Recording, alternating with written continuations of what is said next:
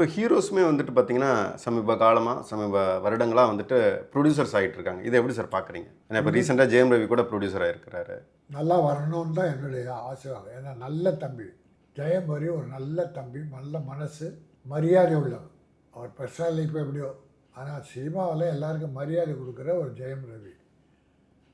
அவர் producer ஆனால் நான் வாழ்த்துறேன். ஆனால் இது வரைக்கும் ப்ரொடியூசர் ஆனவங்க கதி என்னன்னு பாருங்க. ராதிகா படம் எடுத்தாங்க, படாது பாடுபட்டாங்க. சரத்குமார் பீக் பீரியடில் படம் எடுத்தார், பல கோடி நஷ்டம் அடைஞ்சார். ஏன் சிவகார்த்திகேயன் ஒரு படம் ரிலீஸ் கதறி கதறி அழுதார்.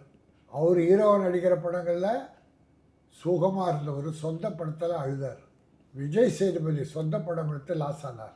எல்லாருமே சொந்த படம் எடுத்த ஹீரோ யாருமே நல்லா இல்லை, அவங்க அப்புறம் நடிக்க போயிட்டாங்க.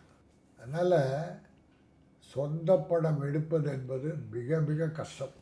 சில சக்ஸஸாக இருக்கலாம், ஆகணுன்றது தான் என்னுடைய விருப்பம். ஜெயம் ரவி சக்ஸஸ் ஆகணும், ஆனால் ஜாக்கிரதையாக பண்ணணும்.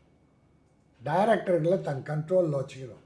நாம் ஹீரோ நம்மளை பெருசாக காட்டணும்னு இன்ட்ரொடக்ஷனுக்கே 50 லட்சம் செலவு பண்ணுறான் சார்.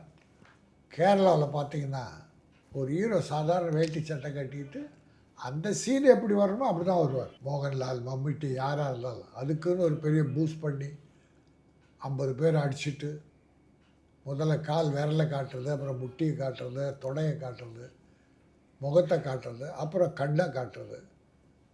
பிறகு 3 பேர் அடித்து அவன் விழுந்த பிறகு இவரை காட்டுறது. அது ஏன் நேரடியாக காட்டு போயேண்டா, அதுக்கு செலவு எவ்வளோ?